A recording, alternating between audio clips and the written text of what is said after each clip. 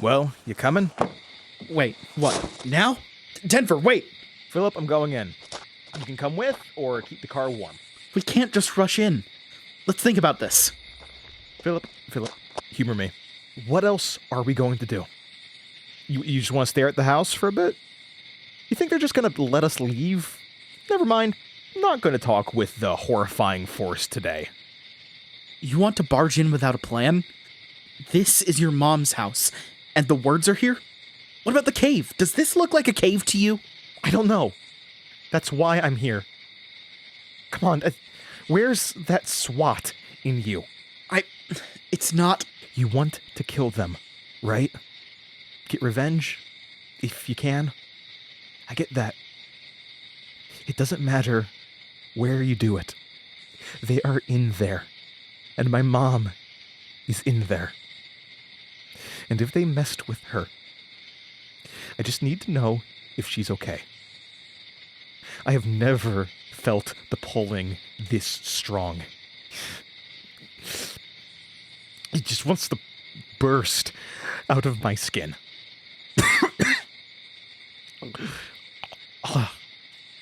Can we think about this for a second? I have. For years. I'm going in. And I'm ending this. They want me, okay? They're not going to kill me. Not yet. You can come with or stay here, but get your revenge or whatever you want after I get my answers. Either way, I'm going in before I puke. You idiot. Okay. This is it. This is... Oh, this will feel different. Fine. Wait for me.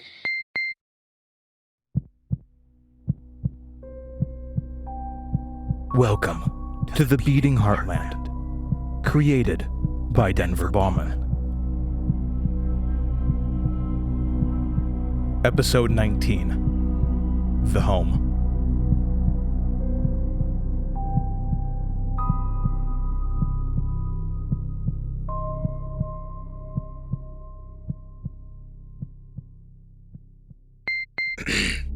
Okay.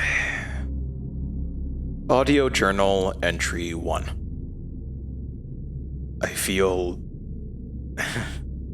weird.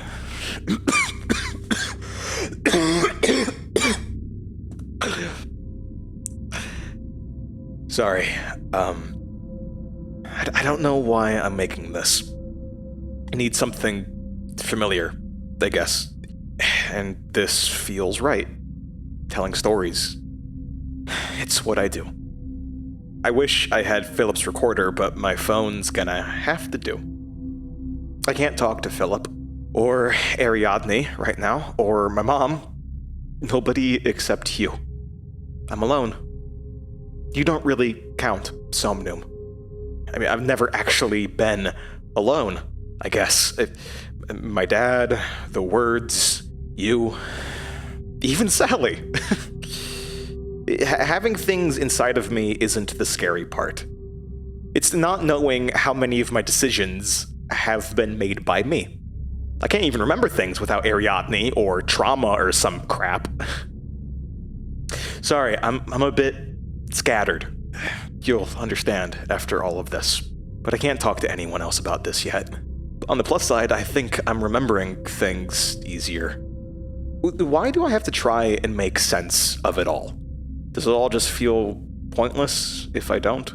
I mean, I want to be in control of my life, but I mean, are any of us? This is not the time to get philosophical. My bad. Okay, time to tell the story. I am so tired. Sorry, 1 second. I'm back. I feel better, I guess. I'm more focused. Philip entered the house shortly after me. I still stood in the entryway. The place didn't look like it had when I'd last visited Mom. The walls were different. Every knick-knack, picture, piece of furniture was immaculate. I guess dust was enemy number one Well, unfortunately, I'm here. Denver, what's wrong? This isn't right. Yeah. Why would the words want us to go through Galena only to bring us here? What's the point? Not that. This room. It isn't... Don't you see it? I haven't been here before, so you'll have to elaborate. This! I held up a picture of Mom and me. I was young, still learning how to properly smile with my teeth. She hung it close to the front door for people to see. Philip just stared. To his eyes, it looked like a typical picture. What am I supposed to be seeing right now? It's the faces, the background, everything. Don't you see it? I don't think I can accurately describe what was wrong with it. You wouldn't notice. Just a mom and her son smiling. It was too perfect. Almost photoshopped to remove every blemish, but not just the physical. We looked happier. Nothing horrific ever happened to that family. I put the picture down and pointed at the room. It's not just that either. I mean, look at the walls. They look great. Your mom keeps the place spotless. Everything feels... homey? Not what I was expecting. What was I worried about? Philip, are you feeling okay? Yeah, why? Philip was relaxed. I could see it in his eyes. He was at home here. I could feel it too, creeping behind the words, trying to claw past. Thankfully, the polling was strong enough to keep me from relaxing. But there was a noise in the house. It had been there even before I entered, but I hadn't acknowledged it at first. A soft voice humming. The hum seeped out of the walls, enveloping you in soft, calming notes. I recognized the tune. Mom hummed it all the time when she was cooking. She had made it up. I remember waiting for dinner, nose deep in a book, enjoying the warm noise of her hum, the smell of food wafting towards me. The relaxation almost won, but I shook myself off. What was that? The bell. Thanks for clearing that up. The dinner bell. Mom rang it when it was time to eat. She likes little traditions. So she is here. Yeah, I guess. Are you sure you want to keep going, Philip? Well, the words wanted us here, right? I could eat. You want to eat? Sure. Why not? It's about time for dinner. Philip, it's like 4 a.m. Good joke. I could use some food. Where's the kitchen? The kitchen's that way, I think. Great. Lead the way. I wonder what she made. Yeah. Yeah. Philip's face flashed with worry for a moment. The normal him peeked through, but was quickly replaced with a dopey grin. We'd only been there a few minutes, and the house was already affecting him. Without any other ideas, we started walking. My foot kicked something. Before it disappeared under the chair, I noticed it was an orange pill bottle. My mind flashed back to when I learned about Mom's overdose. I looked back up, and for a moment, the house didn't look as perfect. The paint was dingy, with dust and cobwebs all over. I thought I saw the shape of a face in the wall. Mouth open, pressed against the wall from the opposite side. I blinked, and everything was perfect again. Philip hadn't noticed. The layout of the house wasn't correct. I hadn't visited often, but the house had been small and easy to navigate. The kitchen wasn't where it was supposed to be. Nothing was. The house was larger, much larger. We walked through rooms I'd never seen before. Philip strolling behind, humming to himself, mimicking the echoing hum around us. The place was a network of interconnected rooms with no rhyme or reason. We walked in multiple circles, finding ourselves in a room we'd already gone through. Lucky your mom keeps this place so neat. Stress just melts away here. I didn't say anything. It's obvious that the words are the ones responsible for changing buildings. Is it enough to have a single book in the building? And also, why were the words trying to make us relax and push me along at the same time? What was the plan there? We found ourselves at a long set of spiral stairs.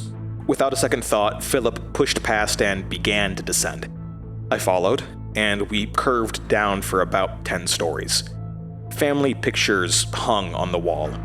Many I'd seen growing up. Others I don't think ever actually existed. As we descended, the pictures changed.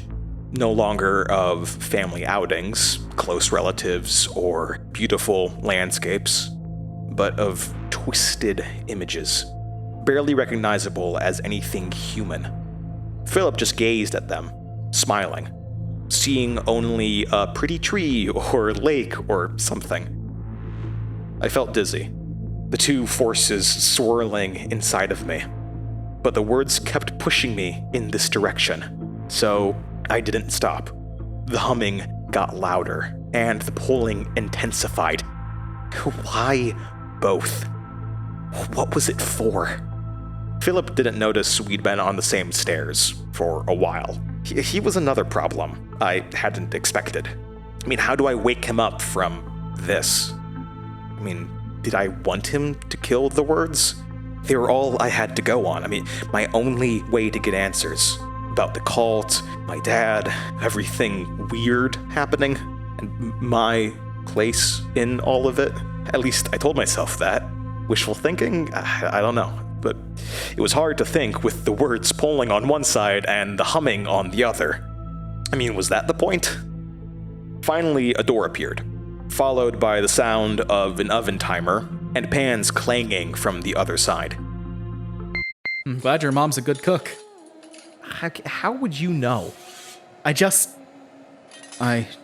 don't know.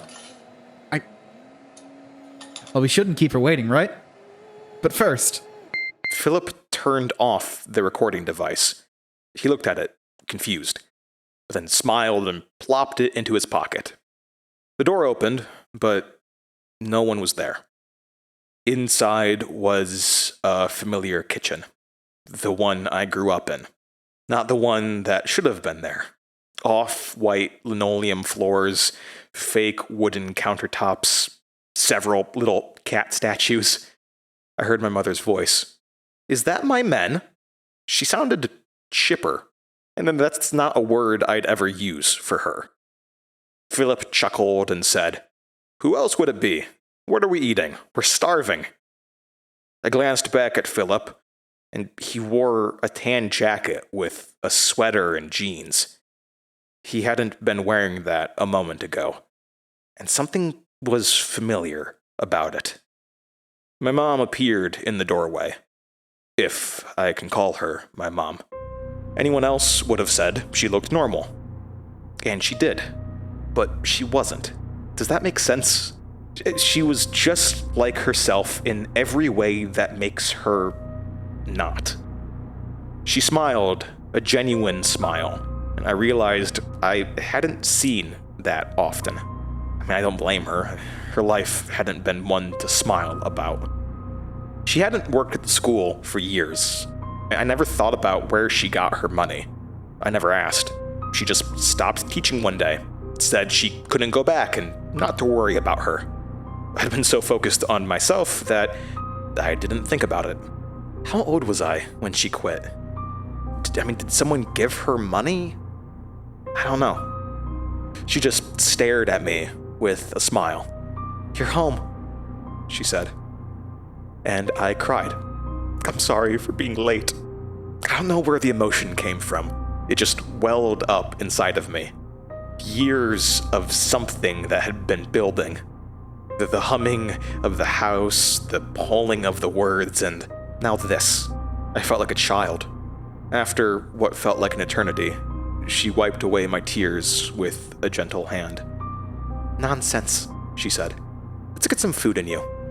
Both of you." She beamed at Philip and kissed him. His eyes widened briefly, but then he melted into the touch. That's when I realized Philip's clothes were my dad's, from the pictures on the walls. And then I also realized his name, my dad's name, had been Philip. His last name, Key, started with a K. Philip Key, Philip Kaysen. It doesn't mean anything, but, the correlation is there. And the words decided to use it. Philip was playing the part beautifully. Not the part of my dad. I doubt Dad ever acted like this. But the house, the words, had created the perfect man for Mom. She led us to the table where 2 plates of steaming food waited. My stomach growled. Philip sniffed in and sighed. "Smells terrific, honey. Should I say grace?" "Of course, dear." While he prayed, I studied the food. Was it safe? Of course it was safe. Mom was a great cook. Anyway, I was starving after spending the day with Sam. Dad finished the prayer, and we dug in. The only sound was our chewing. Sam and I had played in the woods by the creek. My clothes were dirty, and Mom would complain about washing them. Sam had gotten covered in mud.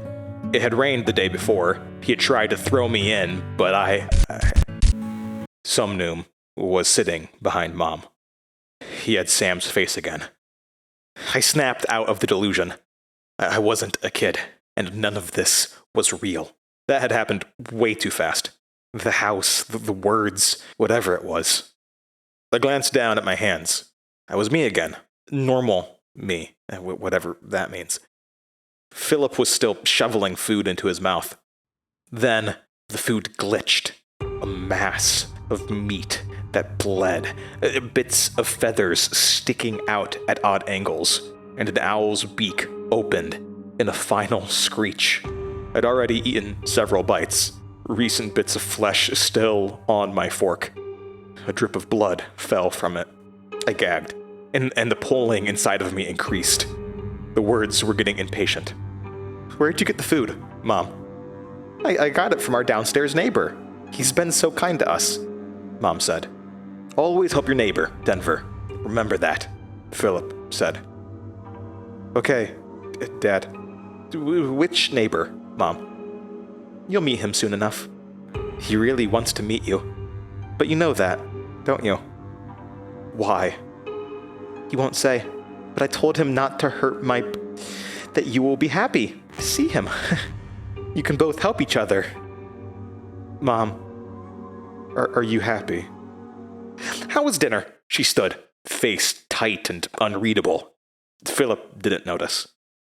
"Excellent, honey. Don't know how you do it. You've always been so on top of things." Her face flashed. Pain, remorse, I don't know. But she recovered and gave Dad another kiss. Then she looked at me. For a moment, just a moment, the play acting dropped, and I saw her. The moment ended, and she was the woman that was not my mother again. "You need a shower, young man. You're filthy." I blinked, and I was in the shower. The water was boiling. I cried in pain and leaped out. It was the bathroom from my old home. I remembered how finicky the faucet had been. Mom called, "Everything okay in there?" from the living room. The TV was on. She and Dad would be cuddled up while I got ready for bed. I hate having this early bedtime. It wasn't fair. Why should I? I looked at the mirror. I was an adult. Of course, I was. I shook my head, trying to ignore the humming. I glanced back at the mirror, and Sally stood in the corner. I whipped around, but she wasn't there. She was just staring at me from the mirror. I yelled at her. "I was wondering if you were going to show up again. Why did you possess me?" I didn't hear her. Her mouth didn't move, but I felt her. "I wanted to tell my story, and to know what it felt like to be you. I didn't like it. Your brain is scary. I've been hiding from them. They don't want me talking to you." The words? They are responsible for you, right? They hurt me when I was near you. I remember. Denver, the words, they lie. They just want to dangle the answers in front of you. I know. But what else is there, Sally? I don't like it. Run away with me. I love you. I always will. I know where more of the books are. My library. I think they can help. Her face contorted in pain and puffed into smoke. Behind the face, my mother stood at the bathroom door. Everything okay, sweetheart? Yeah, Mom. If you need anything, your mother's always happy to help. I'm never going to leave. Her smile was fake. I was still looking at her through the mirror. What did she want? What had the words done to her? I blinked. A shadowy figure emerged from where she stood. It was my mom, but this one was translucent. Mom saw it too. Her eyes widened. The shadow approached the medicine cabinet. Rows of little orange bottles were inside. The shadow took out one and downed the contents in a single pained gulp. Then she fell to the ground, shaking and convulsing. Mom and I stood there, watching the shadowy her on the floor. No, Mom said, her voice shaking. No, that never happened. That never happened. I'm not like that. My life is perfect. Everything is okay. We're happy. We're happy, right, sweetie? I reached toward the medicine cabinet. Mom gasped. Her hand reached up to stop me, but she wasn't fast enough. Hundreds of pill bottles poured out. Sleeping pills, anxiety medications, antidepressants. Soon they filled the floor. Before long, we were swimming in them. Mom screamed, "No, just please, just let me, please." I blinked, and I was in bed. Mom sat next to me, a book in her hand. "It's been a long day, mister. You've been up to some mischief. Well, a bedtime story will help you fall right asleep. They always make things better, right? Scare away all the serious stuff." Tears poured down her face. Her hand shook as she opened the book. She stuttered and tried to read, and I noticed the cover, The Boy Who Would Be Healed. I sat up. "Mom, where'd you get that?" "You brought it here yourself, silly." I don't remember Philip or I bringing it. I mean, why would we? Most of my notes were left at the station, which was stupid, yeah. How had the book gotten there? And why? I looked at it. The cover wasn't anything impressive. Just a young boy with scrapes and bruises, sniffling under a tree. He was in a forest, and in the background, I saw a cave. The cave I'd seen in my visions. The cave the words showed me. It was a promise. "Find me, and I can heal you, Denver. I can take it all away, just like for the boy." I could feel it inside of me. It had been one of their books the whole time. I guess that makes sense. The vision of the caves had started after I found it in the tree, I think. The book had been working on me ever since. It didn't explain how the words were pulling on me earlier than that, but it explained this. And now that I knew, the power emanating from the book was obvious. Like, it didn't need to hide now that it had been perceived. I looked at Mom, and she had an expression only a mother can give. It was the most like herself I'd seen in years. She opened her mouth, and with effort said, "He would read the book to you." "Dad?" No, in the hospital." My breath caught, and I leaned forward. "Who was it, Mom? Please." "He was always so kind to me. He always wanted what was best for me. It's been so long since I've seen him. He's forgotten about me. What was his name?" Of course she was forgetting. She continued. "I mean, your dad wanted to read the same book to you. He had found it in one of his collecting sprees. He was always looking for old, unique things. He said he wanted to read this to you when you were born. But then he left, and he..." She stopped. Her face snapped back to the mask of a perfect mother. But the mask shattered. and the real her was there again. Her eyes were wide, filled with tears, and her whole body shook.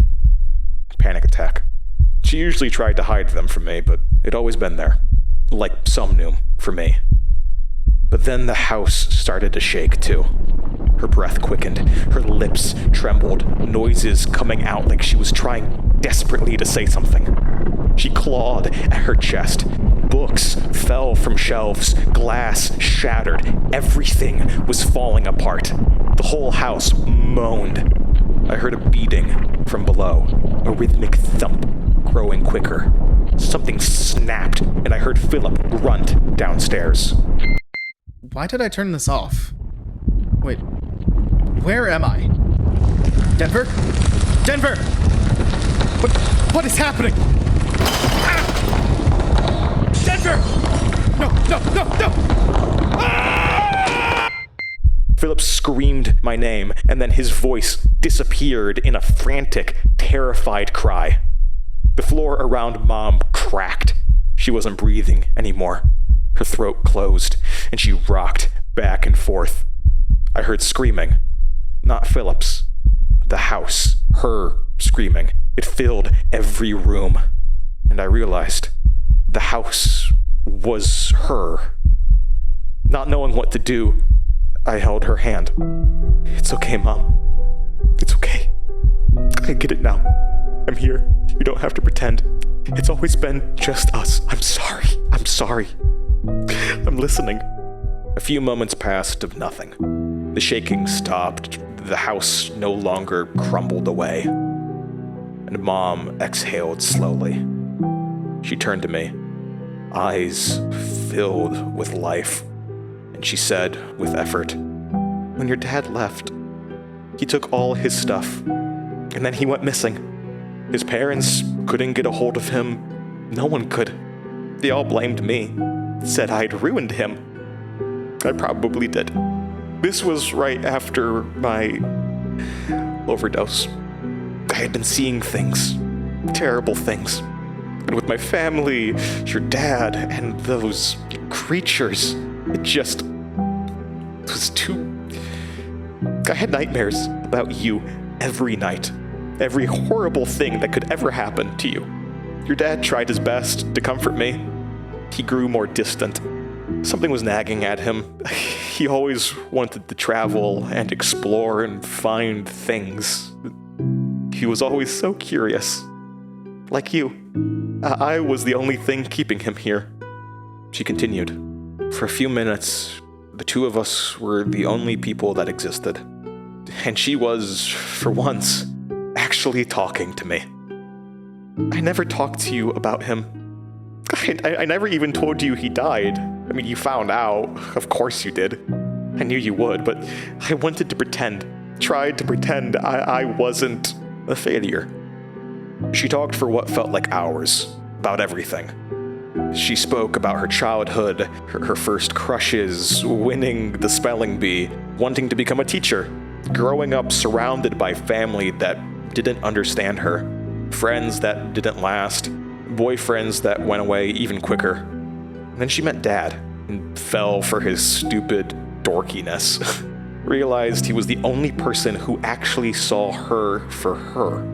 Everything went fast after that. Her family practically abandoned her when they learned she was pregnant, and eventually she pushed Dad away.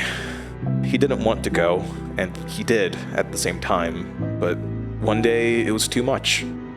She talked about their time together, his personality, everything she remembered about him. And by the end of it, my dad was no longer just a photograph, a ghost in the basement, or a person Aurora barely knew. I could see him, the man Mom had known. Flaws, quirks, everything Mom could remember. I can't say it all here. I don't think I can do it justice. After a while, I asked, "Mom, what happened here? How did the house just... how?" I wanted to pretend. And I don't know how, but they allowed it to happen. But it was me. I did this. My perfect shell. She put her hand against the wall, It no longer looked perfect. The mask had been ripped away. A soft rumbling returned throughout the house. She looked at me, a sudden ferocity in her eyes, gripped me by the shoulders. Don't take their deal. Make your own. They're not going to tell you everything. I know you want to know everything, and I wish I could tell you. Your father wanted to know everything, and it killed him. Don't let them play with you. I promise, Mom. I love you, Denver. Don't let them win. She smiled. A proud tear trailed down her cheek and hugged me. We hugged as the house collapsed. There was a final ear-splitting rumble as the house tore apart and crumbled into the gaping earth. And we just stood there, hugging. When she finally let go, the only thing left was the trap door that led to the basement. The one that started all of this. Funny. It shouldn't have been there, but that didn't matter anymore. She nodded and nudged me towards the door. It's time. Make me proud. I'll try, Mom. I don't know what to do, but I'll try. I blinked, and she disappeared. I would see her again. I could feel it. I took a deep breath, opened the trap door. Below was the mouth of a cave, and I went in, closing the trap door behind me.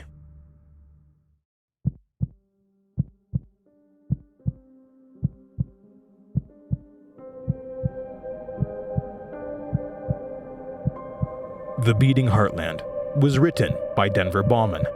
If you enjoyed the show, please rate and review us on whatever streaming platform you are using. Follow us online at The Beating Heartland. Thank you for listening.